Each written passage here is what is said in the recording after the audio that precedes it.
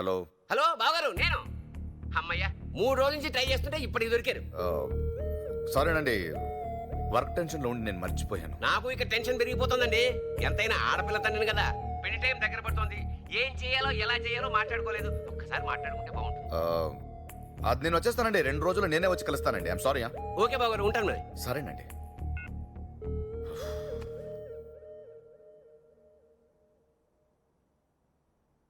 రే సిద్ధు, ఎందుకు డల్గా ఉన్నావు? చూసావుగా, ఫోన్ మీద ఫోన్ చేస్తున్నారు. ఏం చెప్పమంటావు? ఛా, అసలు వీళ్ళు మొహం అలా పెట్టుకురా, నాకు నచ్చదు. ఏమే, నువ్వైనా చెప్పు వాడికి. చెప్పవే, నువ్వు కూడా ఏంటే జరగకూడదు ఏదో జరిగిపోయినట్టు. అరే, ఏమైంది అందరికీ డల్గా ఉన్నారు? ఆ అమ్మాయి తనంతట తానే వెళ్ళిపోతే నన్నేం చేయమంటారు? నేను చేయాల్సింది చేశాను. ఈ టైంలో ఏ తండ్రైనా ఒక అమ్మాయి 7 రోజులు ఇంట్లో వచ్చి ఉంటుందంటే ఒప్పుకుంటాడా? ఒప్పుకున్నాను. ఎవరి కోసం? వీడి కోసం. ఇప్పుడు తనే వెళ్ళిపోయింది, ఏం చేయమంటారు? వెళ్ళడం మంచిదే అయిందిలే. 7 రోజులు ఉండలేకపోయింది ఇంట్లో, ఇక లైఫ్ లాంగ్ ఉంటుందా? సిద్ధు, ఇప్పటికైనా అర్థం చేసుకో. నీకేం కావాలో నీకు తెలీదు. మీకు తెలుసా? ఏంటి? వాడికి ఏం కావాలో నిజంగా మీకు తెలుసా? తెలియకుండా నేను పెంచానా? అవును.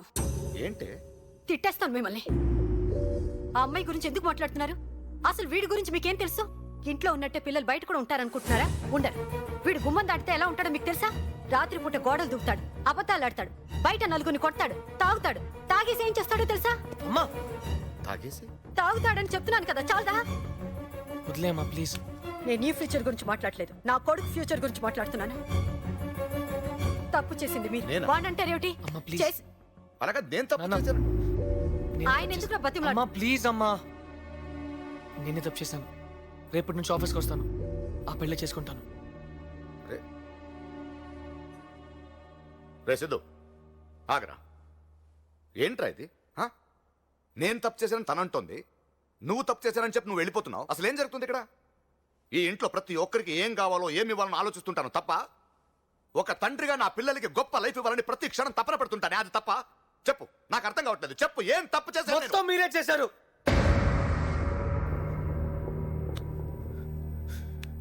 నేనా?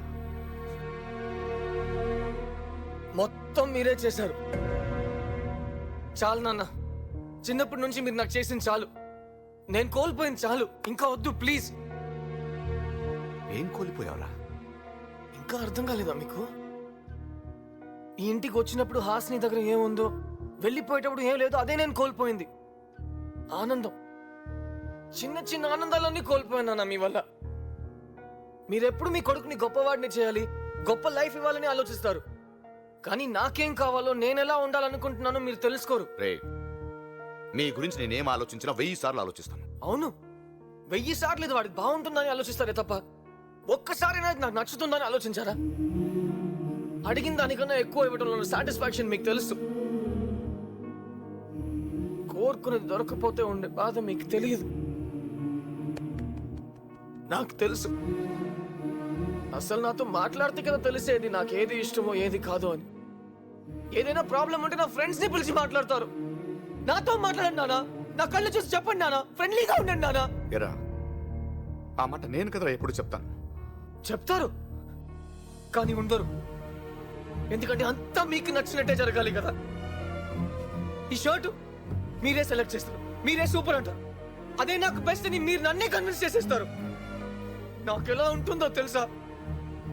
దాన్ని చింపి విసిరేసి నాకు నచ్చలేదు అని అరవాలనిపించేది. ఆఫీస్కి పంపిస్తారు, నేను వెళ్తా. అక్కడికి వెళ్ళే లోపు మీరే ఆ పనిని ఫినిష్ చేసేస్తారు. నవ్వుతున్నారు నన్ను చూసి అక్కడ ఆఫీస్లో. రే సిద్ధు, రానా కూర్చో, క్యారం బోర్డ్ ఆడదా అంటారు. నేనేదో ఆడాలనుకుంటాను, మీరు నన్ను గెలిపించాలనుకుంటారు. ఏ బ్లాక్ కొట్టు, వైట్ కొట్టు, ఏ క్వీన్ జాగ్రత్త నా చేయి ఇలా పట్టుకుని. నా ఆట కూడా మీరే ఆడిస్తే నేనెందుకు నానా ఆడటం? చివరికి తిండెలా తినాలో కూడా మీరే నేర్పిస్తే కొంత దిగట్లేదు నాన్న.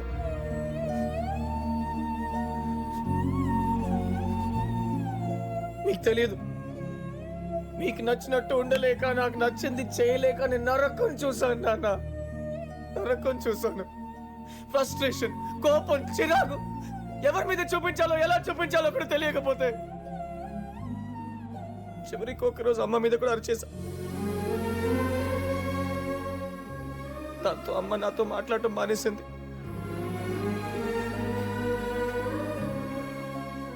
అసలు నేను ఎందుకు అలా ఉన్నానో అమ్మకే అర్థం కాకపోతే ఆ అమ్మాయికి ఎలా తెలుస్తుంది నాన్న?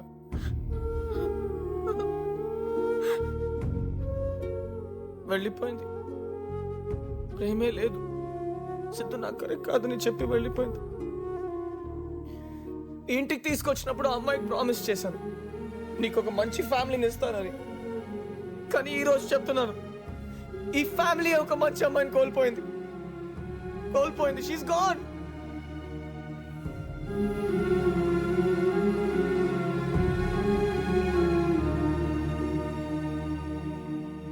ఇప్పుడు నేను చేయాలి నాన్న? ఆ పెళ్లి చేసుకోవాలి అంతే కదా? చేసుకుంటాను. కానీ ఒకటి చెప్తున్నాను, ఇప్పుడు దాకా మీరు ఇచ్చిన ఈ షర్టు, బైక్, ఆ రూమ్లో ఉన్న వస్తువులకి వాటికి తెలియదు అవి నాకు నచ్చవని. కానీ వచ్చేదో అమ్మాయి నాన్న. ఏదో ఒక రోజు తనకు తెలిసిపోద్ది కదా తను నాకు నచ్చలేదని. ఆ రోజు నా లైఫ్ స్పాయిల్ అందని మీరే బాధపడతారు. ఇప్పుడు దాకా ఒక తండ్రిగా మీరు గెలిచారనుకుంటున్నారు కదా, కానీ మిమ్మల్ని గెలిపించడానికి 24 ఏళ్లుగా నేను ఓడిపోతూనే ఉన్నాను నాన్న. ఇలాగే ఓడిపోతూ ఉంటే ఏదో ఒక రోజు ఏంటో నా లైఫ్ని తిరిగి చూస్తే నా లైఫ్ మొత్తం మీరే ఉంటారు, అందులో నేను ఉండను. ఇన్నేళ్ళుగా నేను హ్యాపీగా లేను నాన్న. హ్యాపీగా ఉండడానికి ట్రై చేశాను, ఇక ముందు కూడా అలాగే ఉంటాను. కానీ అది రిక్వెస్ట్ నాన్న, నాకు నచ్చనిది ఇచ్చి నేను సంతోషంగా ఉండాలని మాత్రం కోరుకోకండి నాన్న, ప్లీజ్.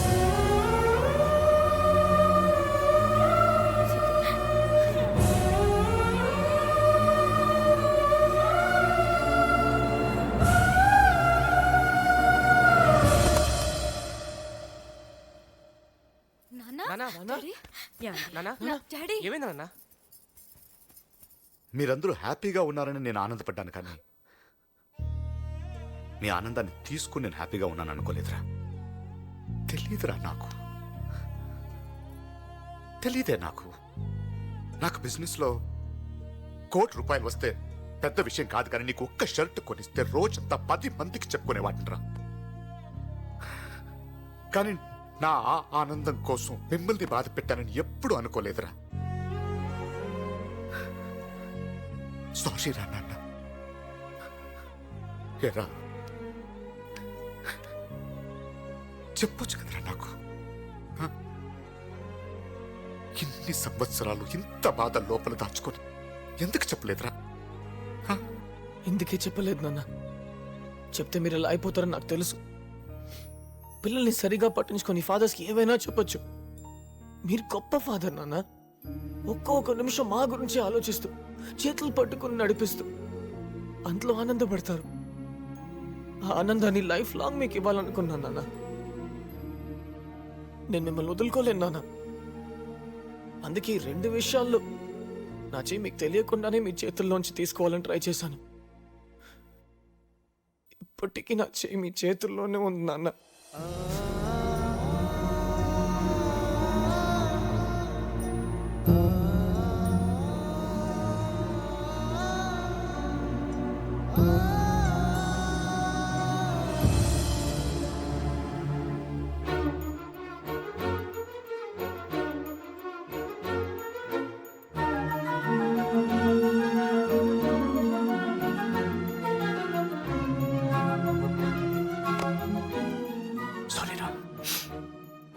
ఈ బాధంతా నా వల్లే కదా.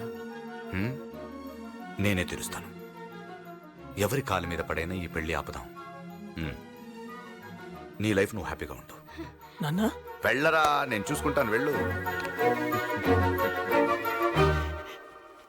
ఏమేవ్ ఈ శుభలేఖలకి కాస్త పసుపు కుంకుమ రాయండి.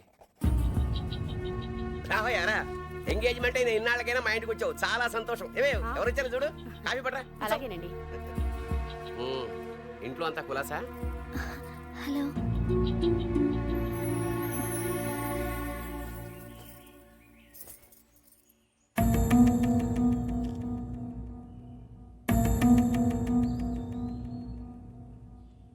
అమ్మాయితో అయినా మాట్లాడడానికి వచ్చా? సరే మాట్లాడుకోండి.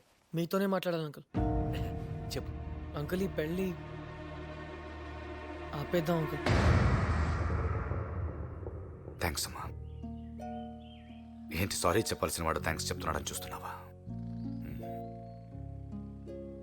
నువ్వు మా ఇంటికి రాకపోయి ఉంటే సిద్ధు ఏంటో మాకు తెలిసేది కాదు. నువ్వు ఆ ఇంటి నుంచి వచ్చేయకపోయి ఉంటే నేనేంటో కూడా నాకు తెలిసేది కాదు. ఈ 24 ఏళ్లలో నా వల్ల వాడు ఏం కోల్పోయాడో చెప్పాడమ్మా. అవన్నీ నేను తిరిగి ఇవ్వలేను, ఒక నిన్ను తప్ప. నిన్నిస్తే వాడి 24 ఏళ్ల లైఫ్ తిరిగిచ్చిన వాడిని అవుతాను. ఒక తండ్రిగా నేను గెలవడానికి ఉన్న ఒకే ఒక అవకాశం అమ్మా ఇది. నన్ను గెలిపిస్తావా? నువ్వేం చెప్పినా నేను ఒప్పుకోను. సరే నువ్వు కుర్రాడివి, నీకు తెలీదు. పెద్ద మనిషి ఆయన బుద్ధి ఏమైంది? ఆయన్నే అనొద్దండి, తప్పు నాదే. అందుకే నేను వచ్చాను. నేను చెప్పేది వినండి ప్లీజ్. ఏం చెప్తావయ్యా? గొంతు కోసా నొప్పిగా ఉంటుంది, బాధపడద్దు అనే. చూడు బాబు, మగాడికి పీటల మీద పెళ్లి ఆగిపోయినా పెద్ద నష్టం లేదు. అదే ఆడపిల్లకి నిశ్చితార్థం అయ్యాక పెళ్లి ఆగిపోతే ఎంత బాధగా ఉంటుందో నీకు తెలియదు. అంకుల్ మీరు పెళ్లికి ముందు జరిగిన నిశ్చితార్థం గురించి ఆలోచిస్తున్నారు. నేను పెళ్లి తర్వాత జీవితం గురించి మాట్లాడుతున్నాను. నిశ్చితార్థం కన్నా జీవితమే ఇంపార్టెంట్ కదా అంకుల్.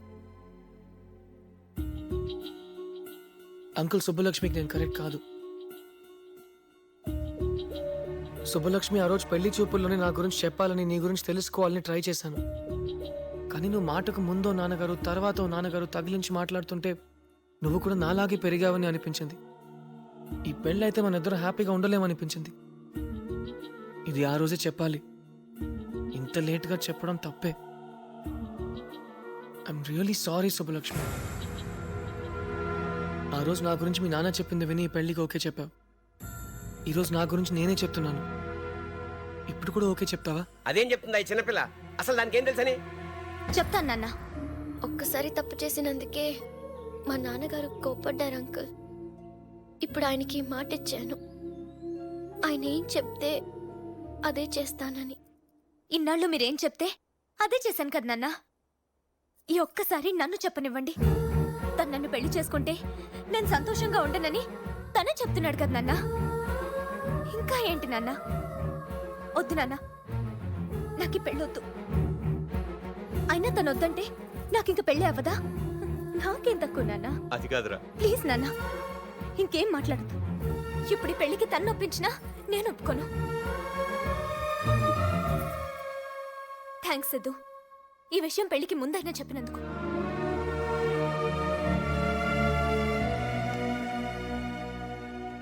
మీ నాన్నగారితో నేను మాట్లాడతానమ్మా. ఆయనకి కోపం రావడంలో తప్పులేదు. సిద్ధు నేను తీసుకొస్తానని చెప్పినప్పుడు నేను కూడా కోపడ్డాను. నీ గురించి తెలుసుకోవడానికి మేము రోడ్ ఎక్కాలా అని. కానీ ఈరోజు ఆ మాట నిజమైంది. మా ఫ్యామిలీ అంతా ఈరోజు రోడ్డు మీద నిలబడింది నీకోసం. చూడు,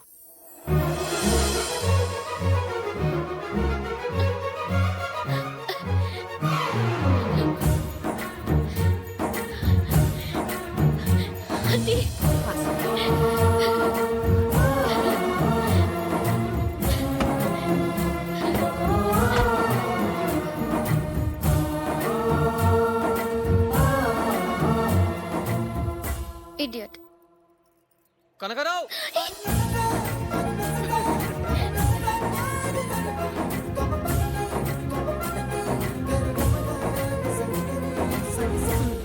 ఏం బాస్, అంత బాగానే జరిగింది కదా, మళ్ళీ ఎందుకు తిడుతున్నావు?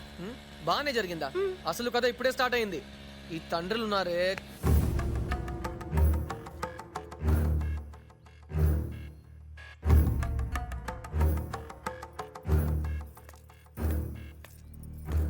వారం రోజులు నా కూతుర్ని తీసుకెళ్లినందుకు మీ కుటుంబం మొత్తాన్ని ముక్కలు ముక్కలుగా నరికేద్దామన్నంత కోపం వచ్చింది. కానీ అదే కుటుంబం నా ఇంటి ముందు నా కూతురు కోసం నిలబడి ఉంటే నాకు ఆనందంగా ఉంది. నా పెంపకం మీద నాకు గర్వంగా కూడా ఉంది. అయినా నా కూతుర్ని మాత్రం నీ కొడుక్కివ్వను. ఏమండే, నేను కూడా నా కొడుకుని బాగానే పెంచాను. ఏంటి పెంచింది? నీ కొడుకు తాగేసి ఏం మాట్లాడతాడో నీకు తెలుసా?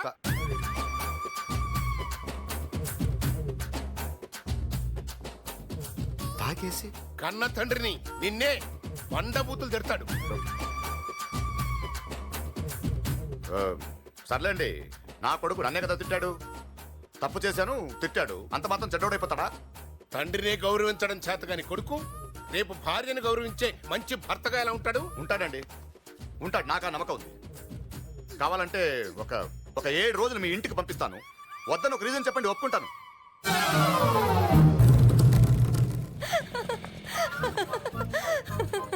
ఆ అమ్మాయి ఇంటికి వెళ్తున్నావా? అదే నా అమ్మాయి ఇల్లు. ఏవైనా సరే ఈసారి మాత్రం మీ నాన్న చేసిందే కరెక్ట్. ఒక మంచి కొడుకుగా ప్రూవ్ చేసుకున్నావు, మంచి లవర్ గా కూడా ప్రూవ్ చేసుకోవాలి. Okay Siddhu, all the best.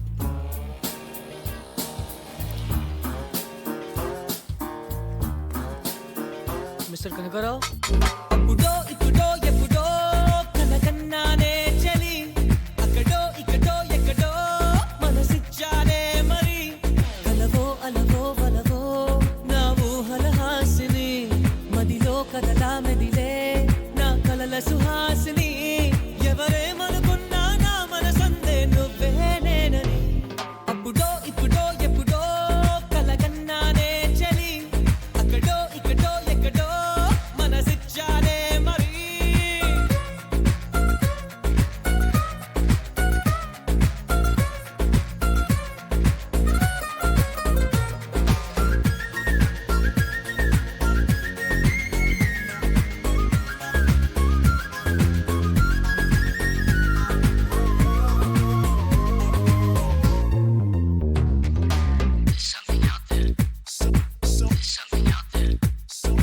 తీపి కన్నా ఇంకా తీయనైనా నేనే ఏది అంటే వెంటనే నీ పేరని అంటానే, హాయ్ కన్నా ఎంతో హాయిదైనా చోటే ఏమిటంటే నువ్వు వెళ్ళే దారని అంటానే, నీలాల ఆకాశం నా నీలం ఏదంటే నీ వాళ్ళు కళ్ళల్లో ఉందని అంటానే, అప్పుడో ఇప్పుడో ఎప్పుడో